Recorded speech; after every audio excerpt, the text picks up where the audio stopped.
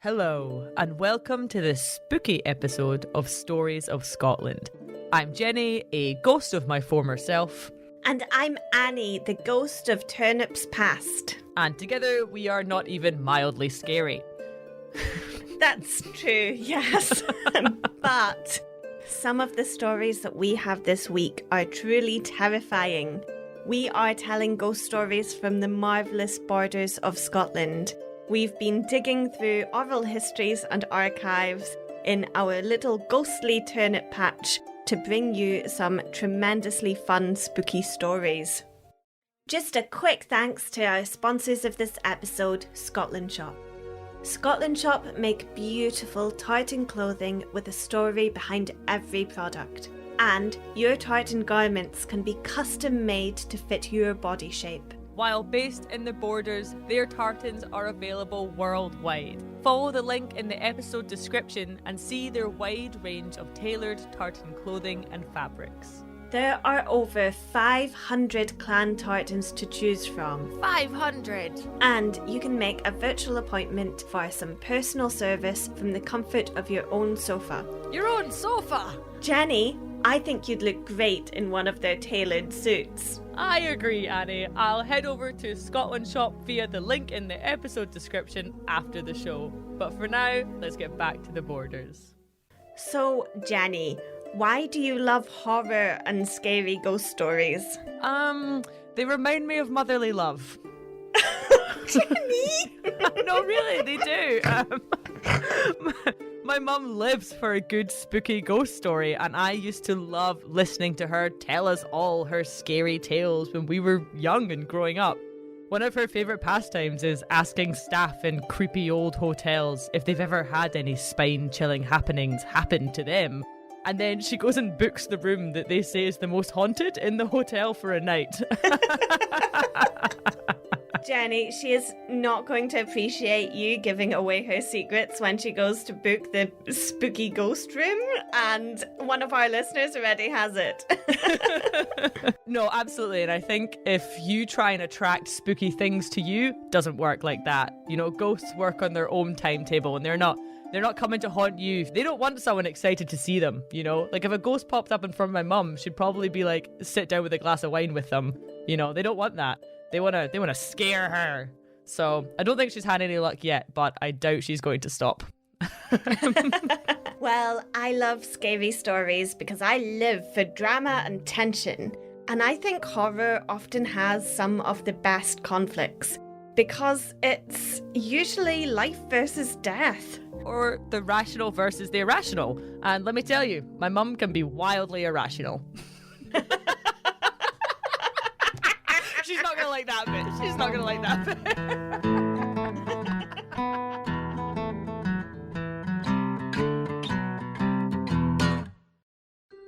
So this is a story originally told by John Coburn, or Jack, as he was known by his pals.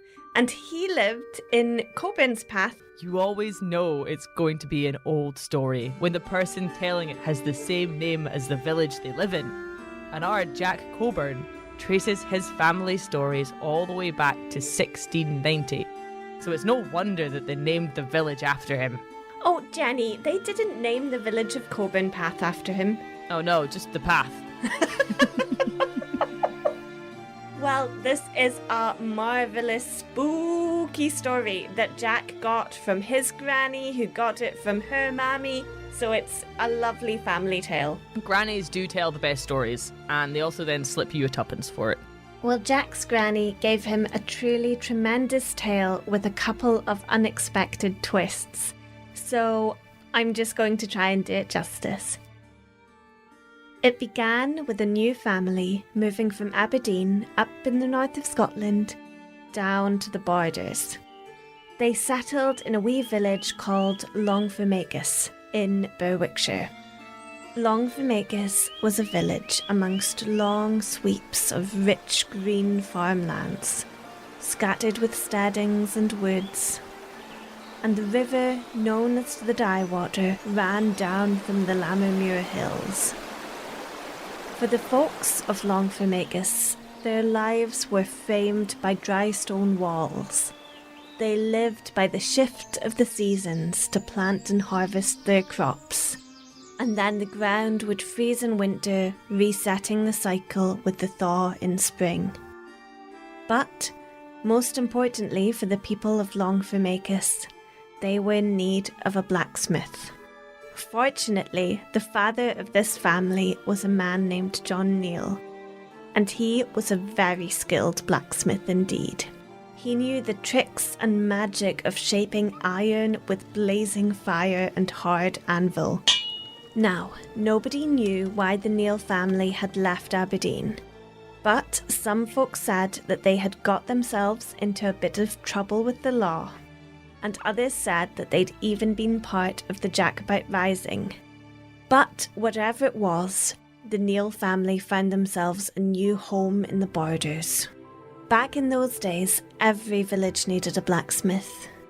If your tools broke and they needed repaired, or if your horse needed some new shoes so it could continue working, or if you were building something and you simply needed a few nails, then you would put your faith in the local blacksmith, who knew the secrets of fire and anvil. This is the way that the blacksmith gets to know the whole community, from the poorest tenant who needs his rake mended to the richest laird who's getting their carriage wheel fixed. Everyone needs a blacksmith.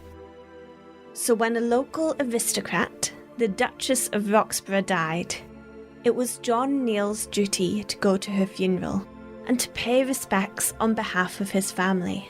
The Neals were tenants on the Roxburgh land, you see, and it was important to honour the life of the lady of the land, even if it meant a journey of over 20 miles to the market town of Kelso. And so, John Neal attended the funeral, and his solemn presence, along with the attendance of many other tenants of the land, showed that the Duchess would be missed indeed. Perhaps all the tenants were very fond of the Duchess. Perhaps not. But they all knew their rents went to the Duke. It was an unwritten, unspoken part of the deal to make the Duke believe that his family were well loved by the tenants, because that's the kind of power that land ownership wields. And so, Blacksmith John's obligation to attend the funeral was fulfilled, but it was upon a simple whim that the life of our hard-working man begins to unravel, because he took a very big diversion home towards the public inn in Greenlaw, where he had a few drams with his friends, toasting the life of the Duchess. These words and songs sung in her honour, well, they may have been genuine, or they may have been in jest, but certainly something stirred her soul that night. And so, when it was time to leave the inn, John realised that he was further from home than he should have been, far away from his warm fire and his loving family. And in his haste to return home and to be with his loved ones, he made a choice that would haunt his family for years to come.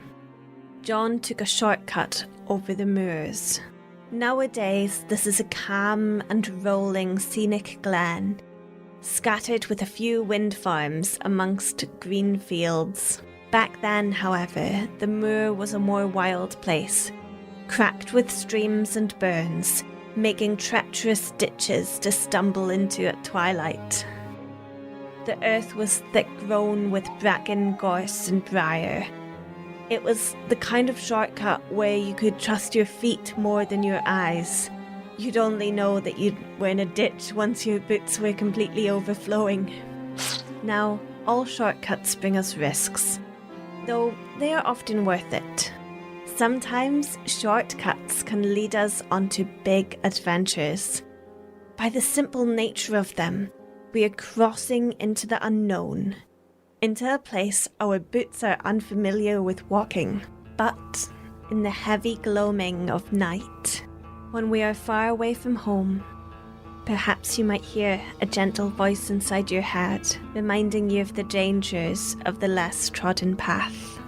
And in this era, in John Neal's time, the dangers were malicious for him indeed. Nighttime could be the domain of thieves, highwaymen and outlaws. If you believed in it, starlight could bring out the glittering kingdom of supernatural creatures. Perhaps the moon may light the shadows of spirits and ghosts, floating between life and death. A shortcut was a risk indeed. But blacksmith John Neal chose to take the shortcut regardless, and he set out across the moor. And unfortunately, this shortcut added a long, long way to his journey. He only made it home in the early morning sunrise, and he was in a state of half-consciousness. His wife heard him arrive with a thud against the door, and his family had to help him get into his bed. And John, he could not speak of what had happened on the moor. He just begged for the minister to be brought to him so he could confide his terrible story of the shortcut home, because it weighed upon his soul. So his family brought the minister, and the minister cleared them out the house and sat with John, and John swore him to secrecy. He never wanted to remember this dreaded night on the moor again. Afterwards, the minister sat down with the blacksmith's family and told them that they were to never step foot upon the moor to Greenlaw again, for if they did, it would unleash a horrific curse. The family didn't know what had happened to John. The minister kept it all very vague, but by just the look on the minister's face, John's family's hearts were struck with a deep fear. Thus, they all made an oath that day never to pass the Greenlaw Moor. Poor blacksmith John Neal never recovered from his mystery ordeal, and he died at twilight that same day. And after John Neal had passed away, some people would say that he died of shock or fright or something worse. It was such a sad family tragedy. Yet slowly, things healed and got back to normal, and the warnings slipped into the past. John's son Henry was just old enough to take on the blacksmith's shop, and things went well for a good many years. 10 years after his father's death, the blacksmith's shop was doing very well indeed. It was a fine summer's day when Henry Neal, who had become a very acclaimed blacksmith himself, was called to go to Greenlaw for some business. And because they'd had nothing but blessings for the past few years, Henry decided to ignore the warnings of the old minister. He headed off to Greenlaw, but he took the safe road. But when he got to Greenlaw, his work took much longer than he expected, and it was long past dusk by the time Henry set off home. After a long day of working and thinking he could save himself some time, Henry set off in his father's footsteps, and he also took the shortcut home across the moor. It was a warm summer night, and his path was lit by moonlight. But Henry never made it home that night. His body was found with dreadful deep claw marks and was covered in bruises as though some gruesome creature had attacked him. Finally, the minister broke his silence on the story that John Neal had told him. John had been crossing the moor from Greenlaw that cursed night when he heard the noise of a horse behind him, galloping with heavy hoofs and deep, thick breaths.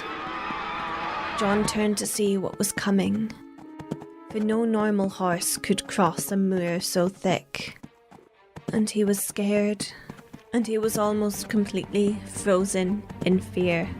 What was coming towards him was a ghostly funeral march, led by the devil himself at the front, horned like a gnarly goat.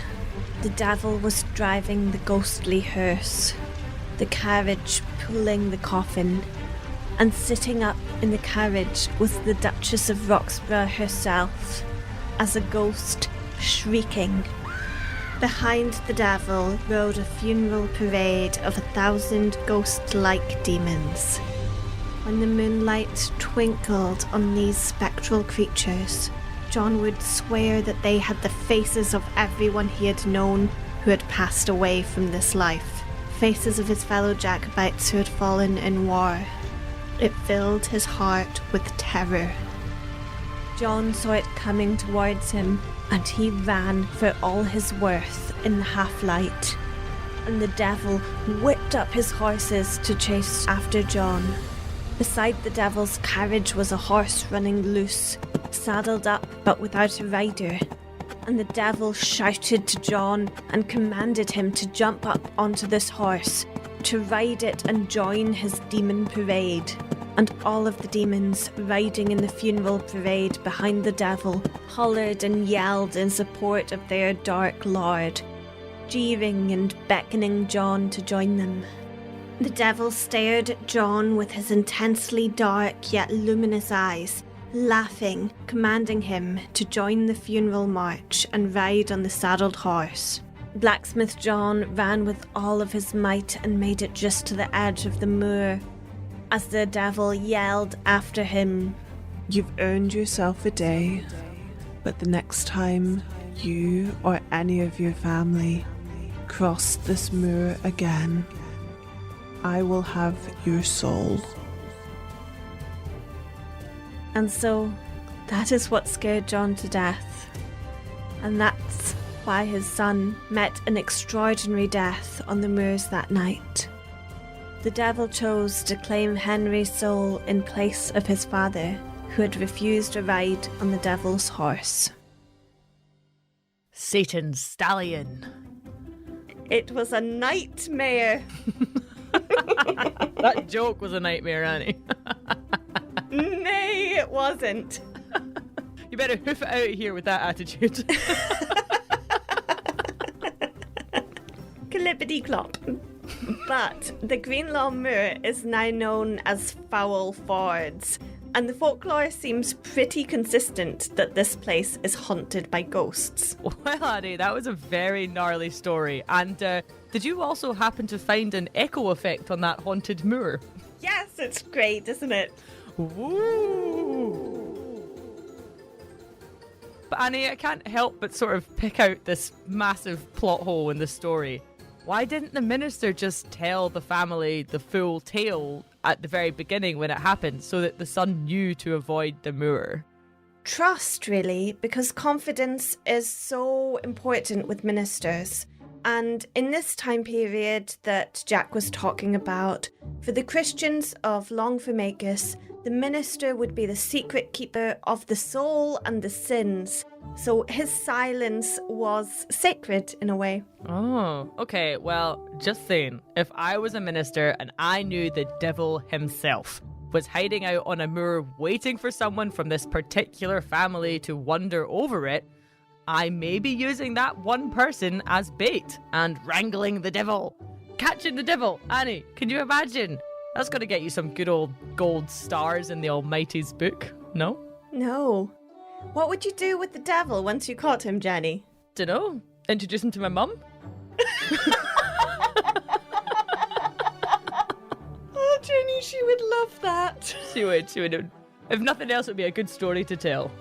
But, Jenny, you would make a dreadful minister because you can't use innocent people as bait. Yeah. I really do not think you understand the gold star system if this is what you're planning. No, that's true. That's true. I've no concept of morality.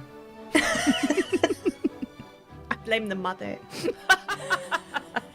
Anyway, apparently at some point there was a memorial to the Neil family on the moors, a big stone, but I've not been able to verify this, so perhaps this memorial itself was a ghost.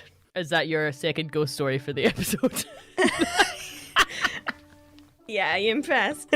Woo, I'm a ghosty stone. Stick an echo on that and we're done. Woo, I'm a ghosty stone.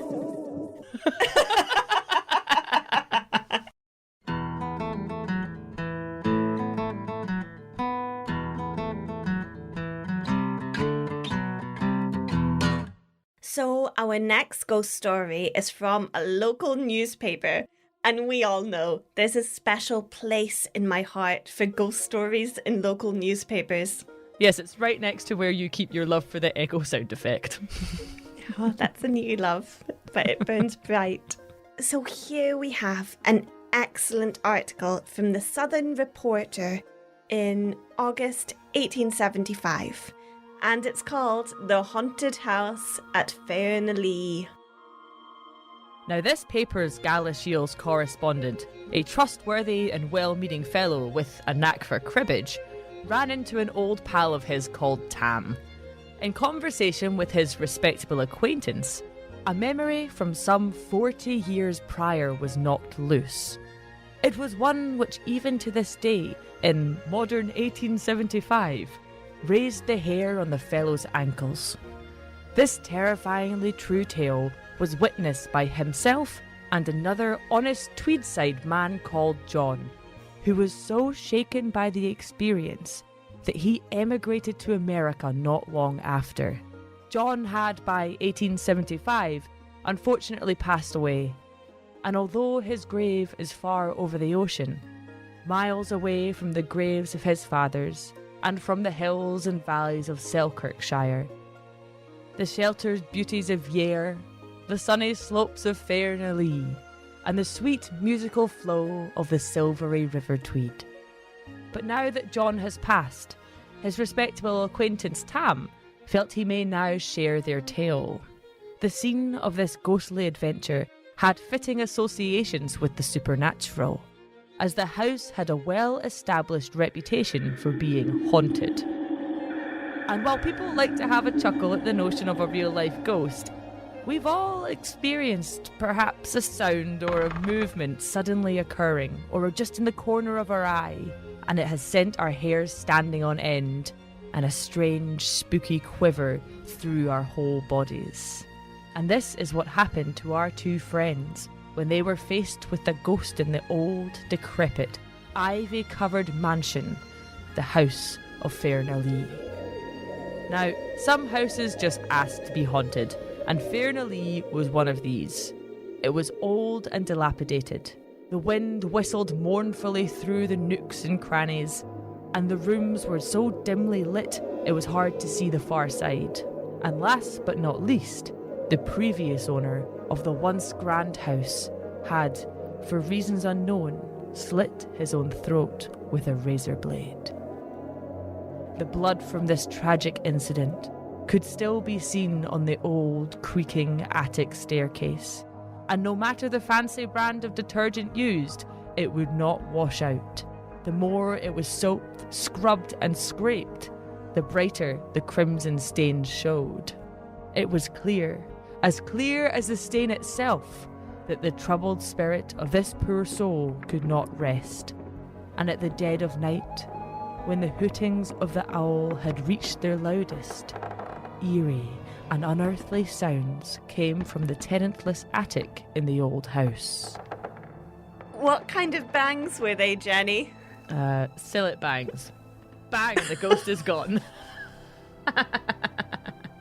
For our international audience, Silk Bang is a popular cleaning product that was not available in 1875. Now, despite the eerie noises, dark history, and time-travelling detergent, Tam and John decided to rent Old Fernielee Mansion. For the size of it, it was dirt cheap, and with a bit of sprucing up, there was potential for some cracking parties, if nothing else. After they'd been in there for a few weeks, they noticed strange noises were occasionally happening in the attic, but neither man really felt a great urge to go and investigate the cause too closely. They were quite happy to jointly occupy the space so long as they didn't need to shell out for an exorcism. Exorcisms are not cheap. You can say that again, Annie. Ugh. Now, one night, as Tam was just drifting off to sleep, right on the cusp of the world of dreams. All at once, the most unearthly sound came from the attic overhead.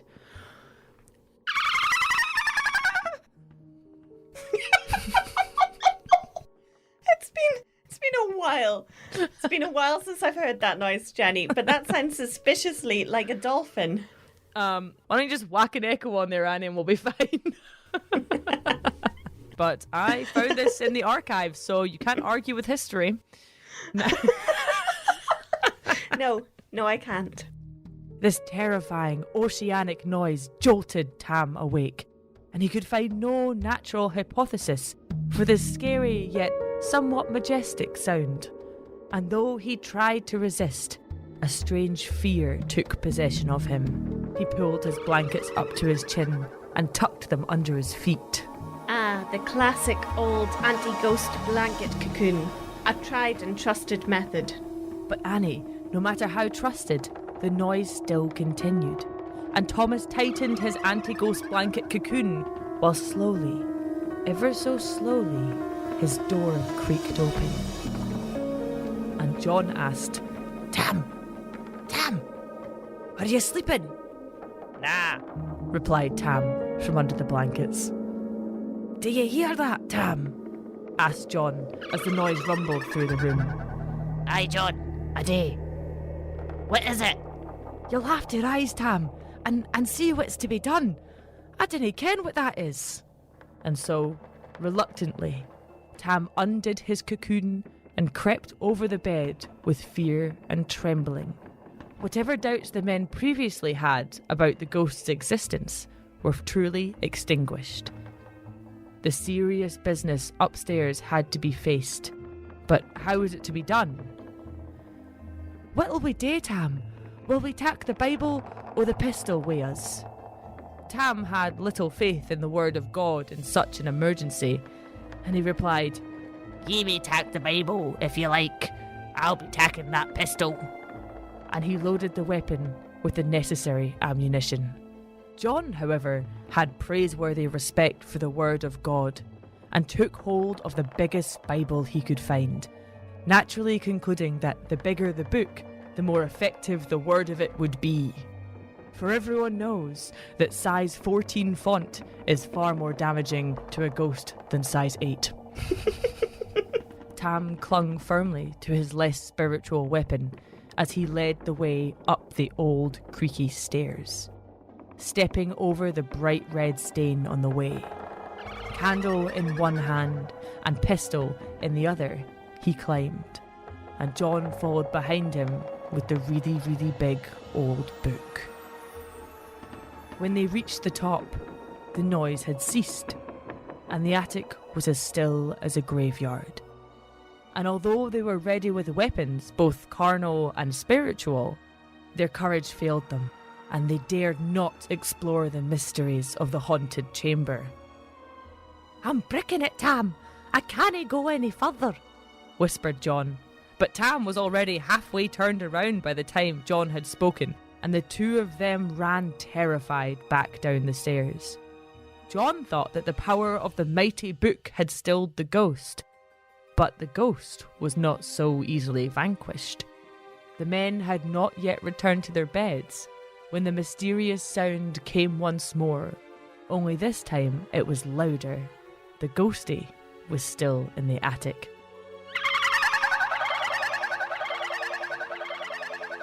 John again peered cautiously in on Tam, and more earnestly than before, urged him to get up. Get up, Tam! It's back! They were now resolved that come what may, the mysteries of the attic must be faced. They muttered between themselves that it was no doubt the restless spirit of the poor soul who had died so tragically years before. Once more they armed themselves with a big old Bible and a pistol, and told each other that neither spiritual nor bodily harm could now be inflicted upon them. But, screwing up their courage as they might, there was no possibility of getting rid of the dread that bubbles up when coming face to face with a ghost. Or face to sheet. It depends on if the ghost is expecting visitors. What do ghosts put on when they're expecting visitors? Their best sheet.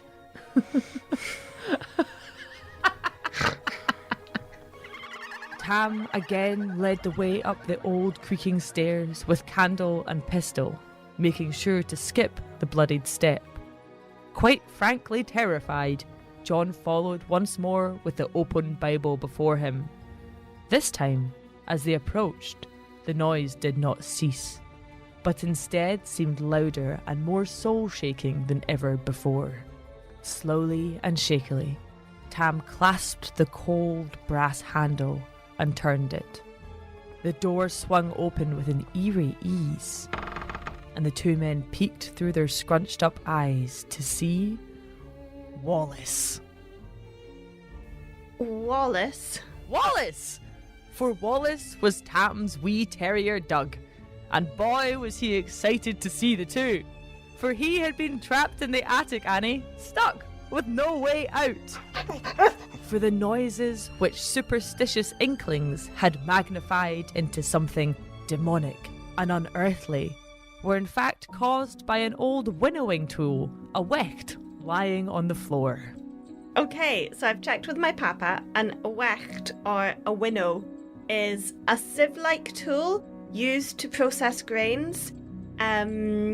It's often a piece of kind of canvas-like material or skin stretched over a frame, so it's a bit like a drum if you were banging on it. And we all know that drums make very oceanic noises, so it makes perfect sense that this tool would sound just like your dolphin noise. Well, Annie, I've never whacked a grain in my life, so I had to improvise, okay? Wee trapped Wallace had been scraping at the wecht with his paws, and the stretched canvas had acted like a terrifyingly spooky dolphiny drum.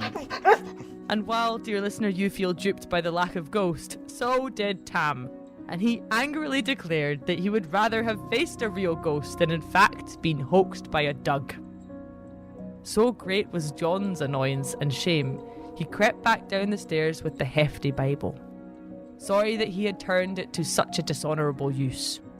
Although he couldn't say how he intended to bring it into service had the ghost actually been real. This adventure, however, did end up with a good result.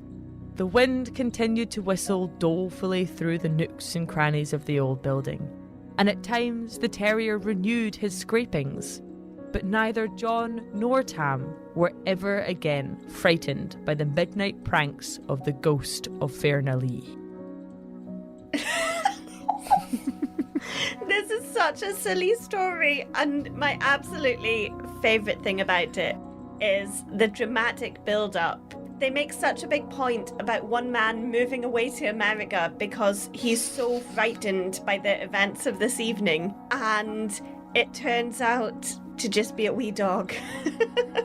Well, Annie, one man's doggy is another man's ghoul. I'm not entirely sure why John did decide to move to America, or why they could only tell the story after he died. Like, it's a good story. I'd be telling that every other week if that had happened to me. It was probably your dolphin noise that made him move to America, Jenny. Wouldn't be the first time, would be the last. I found a similar tale from 1873 in Jedburgh, where a group of folks had gathered outside of a haunted house and were gazing at an upstairs window in awe of a ghostly spectre holding a candle. The crowd were amazed by the distinct big wide round face of the ghost glowing in the candlelight. That is until someone pointed out that it was actually just the reflection of the moon. The moon! Imagine being the one person in that crowd with 2 brain cells and being like, wow, everyone is about to hate me. I wouldn't spoil the fun. Go along with it. It's like the one kid in class who tells everyone that the milk goblin isn't real. The milk goblin? I'm sorry, what? The milk goblin. You mean big milk, Annie. You mean... Big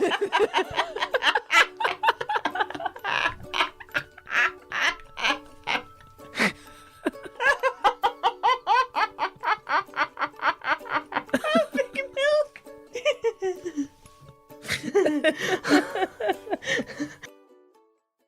Just a quick thanks to our sponsors of this episode, Scotland Shop. Scotland Shop make beautiful tartan clothing with a story behind every product. And your tartan garments can be custom made to fit your body shape. While based in the Borders, their tartans are available worldwide. Follow the link in the episode description and see their wide range of tailored tartan clothing and fabrics. There are over 500 clan tartans to choose from. 500! And you can make a virtual appointment for some personal service from the comfort of your own sofa. Your own sofa! Jenny, I think you'd look great in one of their tailored suits. I agree, Annie. I'll head over to Scotland Shop via the link in the episode description after the show. But for now, let's get back to the Borders.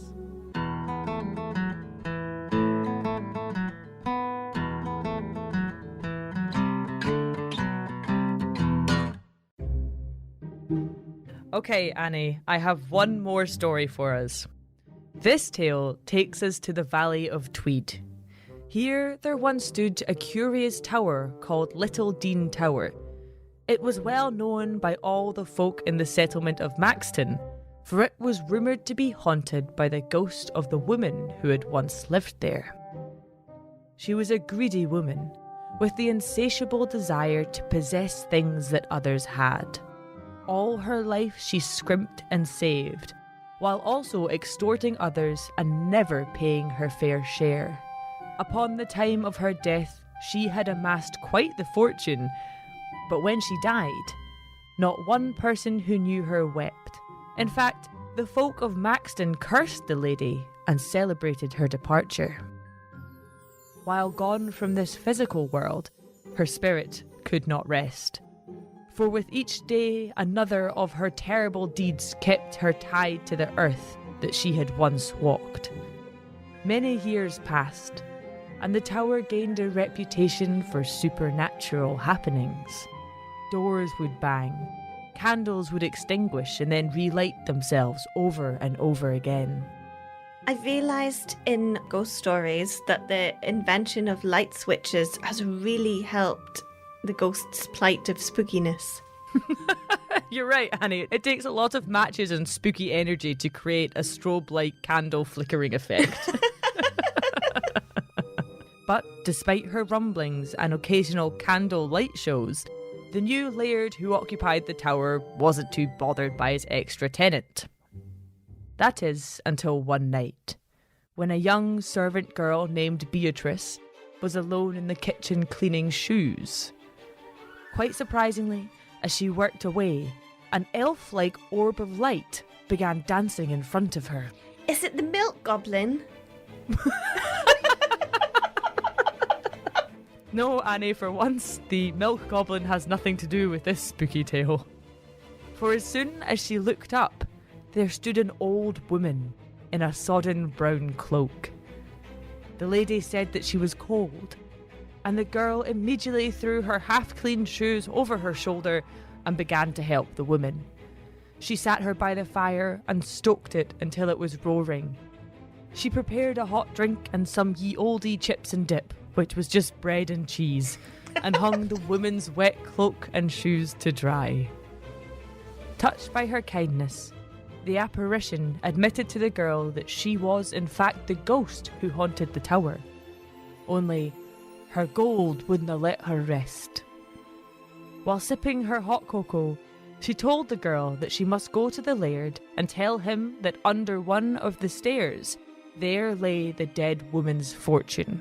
He was to split up this fortune, taking half for himself, as he was the new laird of the tower and must upkeep it properly, and then to split the rest, giving half to the true and kind girl who had helped her, and the other half to the poor of Maxton, as well as the orphans and the elderly folk. Once this was done, said the now dry ghost, I shall be able to rest with a clear conscience and leave this world for good. The young girl did as she was told, and lo, the gold was found, and the instructions of the ghost were followed to the T. The poor of Maxton rejoiced, and for the first time ever blessed the old lady who had lived in the tower. Her ghost was never seen again, and the candles remained firmly lit. That is a really lovely ghost story. Isn't it? It is. I like that one because there was a real ghost and a nice happy ending for everyone involved. For telling us such a nice story, Jenny, I'm pretty certain that the milk goblin will have a milky treat for you. Littledean Tower can still be seen today. It's a 16th century tower ruin, standing close to the site of an old ford across the River Tweed. The tower was occupied by the Kerrs of Littledean, chosen for its strong natural defences to the north and west. Local folklore tells us that the Tower of Littledean was abandoned in favour of another settlement when the head of the household was gored to death by a prize bull. So perhaps this tower is haunted after all.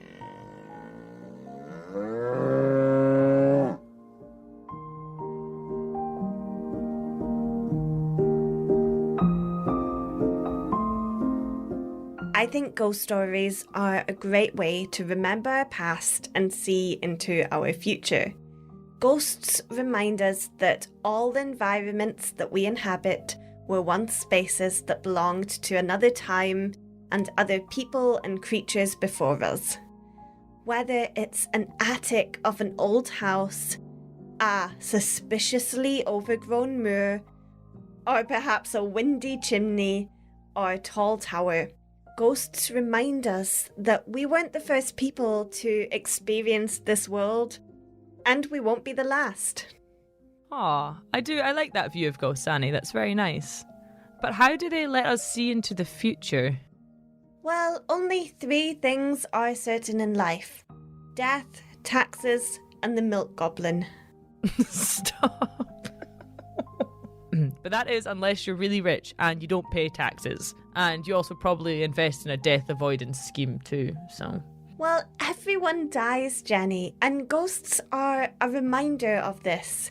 A spectral memento mori. Ghost stories last for generations and centuries, because the afterlife seems so eternal when we compare it to the average lifespan. However, if anything, I think horror and ghosts are there to remind us to seek joy and happiness in life.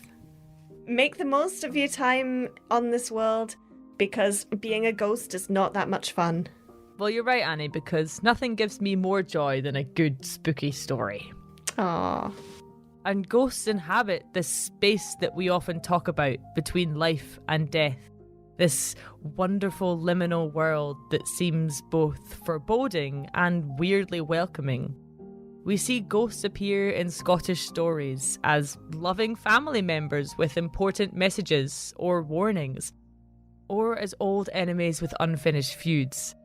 I think today we've experienced the full range of comedy and tragedy of ghost stories, from the poor blacksmith hunted by the devil to the truly terrifying dolphin noise created by the terrier drumming in the attic. That's what it was. Verbatim. Thank you all so much for listening to Stories of Scotland. We are a tiny wee independent podcast, and we make this show because we love researching, recording and sharing these amazing Scottish stories with the world. Let's not stop with the world, Jenny. Let's go to the whole universe. Let's go to the liminal space between worlds. Oh no. Let's see if the milk goblin can get us on some distribution channels for the supernatural. Yeah, I know a guy. We have an amazing group of generous people who support this podcast on Patreon and who get some bonus content as a thank you. If you want to join these wonderful folks supporting our wee podcast, check out the link in the description. We would also like to welcome all the people who have just joined our Patreon club recently. A cold, spooky welcome to Anya, Madison, Catherine, Eliza, Jennifer, Doug, Michelle, and Mike. I hope the Milk Goblin brings you all suitable dairy or dairy alternative products of your choice. Thank you all so much. You're all brilliant people, and I kind of hope that the Milk Goblin doesn't bring you that. I don't know. And don't complain to us when a small angry goblin keeps forcing cheese upon you. We are so grateful for all the support we get from this podcast, both through Patreon and all of our other social medias, which you can find us on, and also your reviews, which are awesome, and we really, really love receiving them. So thank you all so much for reviewing us, because it helps our podcast get into more people's headphones. We only need another 12 reviews for me to get my perfect 500 number of international reviews all collated, so that's what I'm aiming for, and I just need another 12 of you. You could be one of those 12. You don't get anything, but you make us happy. Just make us so happy. so happy. You get good karma with the Milk Goblin. Your milk will last one day longer before it spoils. May you always avoid terriers in your attic and haunted moors. Until next time, my friends. Slanjava. Slanjava.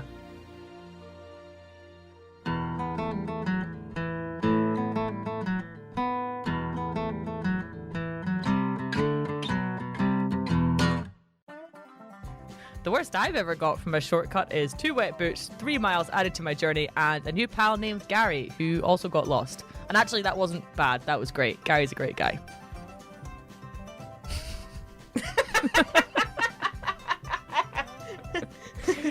But this is much spookier than Gary, Jenny. This is much spookier than Gary.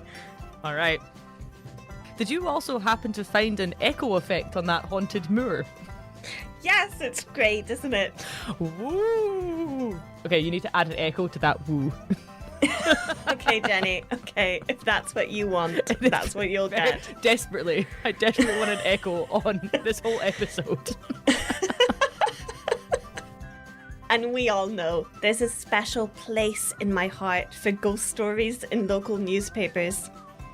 It's right next to the spot where she keeps her love for turnips in newspapers. You genuinely couldn't think of anything else I love, could you? I was like, nothing that's appropriate for the podcast, Abby. Sillet?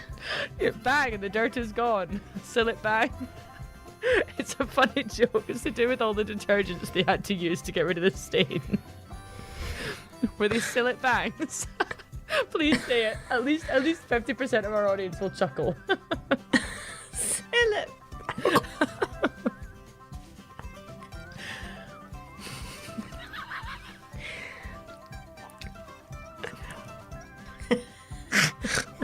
What are you laughing about? What are you laughing about? You've done something bad with the story. Just my accent.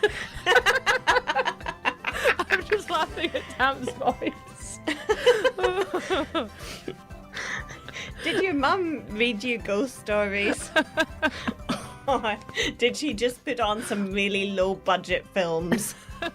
Why not both, Annie? Why not both? An elf-like orb of light began dancing in front of her. Is it the Milk Goblin? Big milk. No, Annie. No, Annie. I just stopped myself snorting by holding my nose, and I snorted out my throat instead. That's the noise that the ghost actually made in the last story.